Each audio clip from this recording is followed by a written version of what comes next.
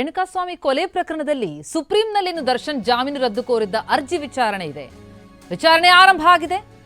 ಕೊಲೆ ಆರೋಪಿ ದರ್ಶನ್ ಪರ ಹಿರಿಯ ವಕೀಲ ಮನು ಸಿಂಘ್ವಿ ವಾದ ಮಂಡಿಸಿದ್ದಾರೆ. ಇನ್ನು ರಾಜ್ಯ ಸರ್ಕಾರದ ಪರ ವಕೀಲ ಸಿದ್ಧಾರ್ಥ್ ಲೂಥ್ರಾ ಅವರಿಂದ ವಾದ. ನ್ಯಾಯಾಧೀಶರು ಪ್ರಶ್ನಿಸಿದ್ದಾರೆ. ಎಲ್ಲ ಆರೋಪಿಗಳಿಗೂ ಜಾಮೀನು ಸಿಕ್ಕಿದೆಯಾ ಅಂತ ಪ್ರಶ್ನಿಸಿದ್ರು. ಹೌದು, ಎಲ್ರಿಗೂ ಜಾಮೀನು ಸಿಕ್ಕಿದೆ ಅಂತ ಸರ್ಕಾರದಿಂದ ಉತ್ತರ ಕೊಡಲಾಗಿದೆ. ಕೊಲೆಗೆ ಮೋಟಿವ್ ಏನು? ಆತ ಏನ್ ರಾಜಕಾರಣಿನ ಅಂತ ನ್ಯಾಯಾಧೀಶರು ಮರುಪ್ರಶ್ನೆ ಮಾಡಿದ್ದಾರೆ. ಮೆಸೇಜ್ ಕಳಿಸಿದ್ದೇ ಕೊಲೆ ಕಾರಣ. ದೇಹದ 37 ಭಾಗದಲ್ಲಿ ಗಾಯ ಆಗಿದೆ. ಆತ ರಾಜಕಾರಣಿ ಅಲ್ಲ, ಒಬ್ಬ ಜನಪ್ರಿಯ ನಟ ಅಂತ ಸರ್ಕಾರದ ಪರ ವಕೀಲ ಸಿದ್ಧಾರ್ಥ್ ಲೂಥ್ರಾ ಉತ್ತರಿಸಿದ್ದಾರೆ. ಜೊತೆಗೆ ದರ್ಶನ್ ಈಗಲೂ ಸಾಕ್ಷಿಗಳ ಜೊತೆಗೆ ಒಡನಾಟ ಹೊಂದಿದ್ದಾರೆ, ಸೋ ಕಾಲ್ಡ್ ಬೆನ್ನೋವು ಅಂತ ಹೇಳ್ತಾ ಇದ್ದಾರೆ ಅಂತ ಸರ್ಕಾರದ ಪರ ವಕೀಲರಾದಂತಹ ಸಿದ್ಧಾರ್ಥ್ ಲೂಥ್ರಾ ವಾದ ಮಂಡಿಸಿದ್ದಾರೆ. ದರ್ಶನ್ ಮತ್ತಿತರರಿಗೆ ಕೊಟ್ಟಂತಹ ಜಾಮೀನನ್ನ ರದ್ದು ಕೋರಿ ಸುಪ್ರೀಂನಲ್ಲೇನು ಸರ್ಕಾರ ಅರ್ಜಿ ಹಾಕೊಂಡಿದೆ. ಅರ್ಜಿಯ ವಿಚಾರಣೆ ಇದು. ಈ ಬಗ್ಗೆ ಮಾಹಿತಿಯನ್ನ ಅಲ್ಲಿ ಪಡ್ಕೊಳ್ತಾ ಇದ್ದಾರೆ ಜಡ್ಜ್.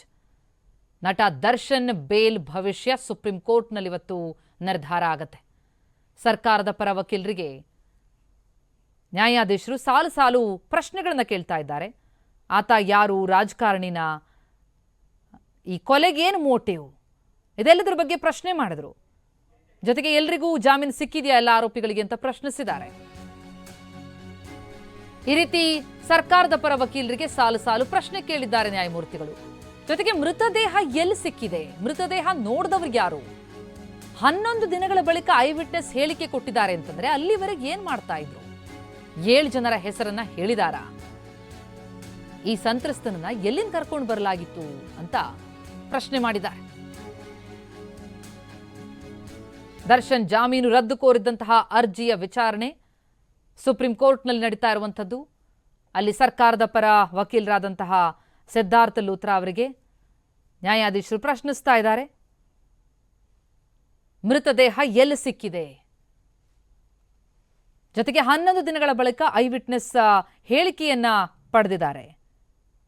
ಅಲ್ಲಿವರೆಗೆ ಏನ್ ಮಾಡ್ತಾ ಇದ್ರು, ಜೊತೆಗೆ ಆ ವಿಟ್ನೆಸ್ಗಳು 7 ಜನರ ಹೆಸರು ಹೇಳಿದಾರಾ, ಮೃತನನ್ನ ಎಲ್ಲಿಂದ ಕರ್ಕೊಂಡು ಬರಲಾಯಿತು, ಈ ಎಲ್ಲ ಪ್ರಶ್ನೆಗಳನ್ನ ಕೇಳಿದ್ದಾರೆ. ಹಾಗೆ ಬೇಲ್ಗೆ ಸಂಬಂಧಪಟ್ಟಂತೆ ಎಲ್ರಿಗೂ ಹಾಗಿದ್ರೆ ಆರೋಪಿಗಳಿಗೆ ಬೇಲ್ ಸಿಕ್ಕಿದ್ಯಾ, ಈ ಆರೋಪಿ ಯಾರೀತ, ರಾಜಕಾರಣಿನ ಅಂತ ಪ್ರಶ್ನೆ ಮಾಡ್ತಾರೆ ನ್ಯಾಯಾಧೀಶರು. ಅದಕ್ಕೆ ಸಿದ್ಧಾರ್ಥ್ ಲೂಥ್ರಾ ಸರ್ಕಾರದ ಪರ ವಕೀಲರು ಉತ್ತರಿಸಿದ್ದಾರೆ.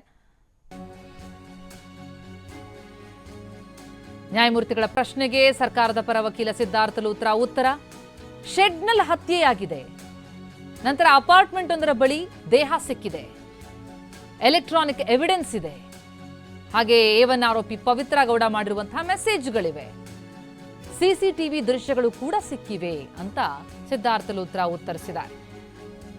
ಈ ಪ್ರಕರಣಕ್ಕೆ ಸಂಬಂಧಪಟ್ಟಂತೆ ಏನೇನಾಗಿದೆ, ಇವರೆಗೆ ಏನೇನು ಎವಿಡೆನ್ಸ್ಗಳಿವೆ, ಏನ್ ನಡೀತು ಅನ್ನೋದ್ರ ಬಗ್ಗೆ ಮಾಹಿತಿಯನ್ನ ಕೋರ್ಟ್ಗೆ ನೀಡ್ತಾ ಇದ್ದಾರೆ ಸರ್ಕಾರದ ಪರ ವಕೀಲರಾದಂತಹ ಸಿದ್ಧಾರ್ಥ್ ಲೂಥ್ರಾ. ಈ ಪ್ರಕರಣದಲ್ಲಿ ಎಲೆಕ್ಟ್ರಾನಿಕ್ ಎವಿಡೆನ್ಸ್ ಇದೆ, ಅದರಲ್ಲೂ ಪವಿತ್ರ ಅವರ ಮೆಸೇಜ್ಗಳ ಬಗ್ಗೆ ಇಲ್ಲಿ ಪ್ರಸ್ತಾಪ ಮಾಡಿದ್ದಾರೆ ಸಿದ್ಧಾರ್ಥ್ ಲೂಥ್ರಾ. ದರ್ಶನ್ ಪರ ಹಿರಿಯ ವಕೀಲ ಮನು ಸಿಂಘ್ವಿ ವಾದ ಮಾಡ್ತಾ ಇದ್ರೆ ಸರ್ಕಾರದ ಪರ ಸಿದ್ಧಾರ್ಥ್ ಲೂಥ್ರಾ ಅವರ ವಾದ. ಈಗ ಸರ್ಕಾರದ ಪರ ವಕೀಲರನ್ನ ನ್ಯಾಯಮೂರ್ತಿಗಳು ಪ್ರಶ್ನೆ ಮಾಡ್ತಿದ್ದಾರೆ ಇದಕ್ಕೆ ಸಂಬಂಧಪಟ್ಟಂತೆ. ಮೃತದೇಹ ನೋಡಿದವರು ಯಾರು, ಎಲ್ಲಿ ಸಿಕ್ತು, ಐ ವಿಟ್ನೆಸ್ ಹೇಳಿಕೆ 11 ದಿನದ ಬಳಿಕ ಯಾಕೆ ಪಡೆದದ್ದು, ಹೀಗೆ ಇದಕ್ಕೆ ಸಂಬಂಧಪಟ್ಟಂತೆ ಅಪಾರ್ಟ್ಮೆಂಟ್ ಬಳಿ ದೇಹ ಸಿಕ್ಕಿದೆ, ಎಲೆಕ್ಟ್ರಾನಿಕ್ ಎವಿಡೆನ್ಸ್ ಇದೆ, ಪವಿತ್ರ ಮೆಸೇಜ್ ಇದೆ ಅನ್ನೋದ್ರ ಬಗ್ಗೆ ಮಾಹಿತಿ ಕೊಟ್ಟಿದ್ದಾರೆ.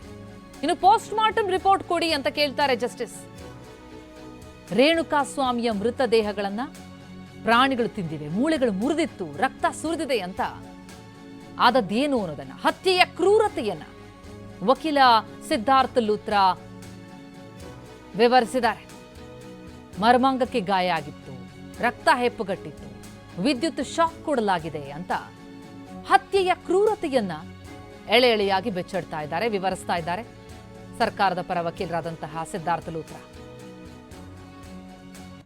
ಜೊತೆಗೆ ಇದರಲ್ಲಿ A1 ಆರೋಪಿಯ ಕುರಿತಂತೆ ಕೂಡ ನ್ಯಾಯಾಧೀಶರು ಪ್ರಶ್ನೆ ಮಾಡ್ತಾರೆ.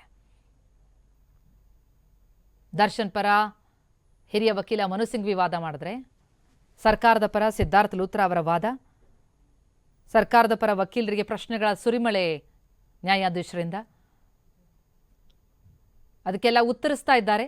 ಹತ್ಯೆಯ ಕ್ರೂರತೆಯನ್ನ ವಿವರಿಸ್ತಾ ಇದ್ದಾರೆ ಸರ್ಕಾರದ ಪರ ವಕೀಲರು.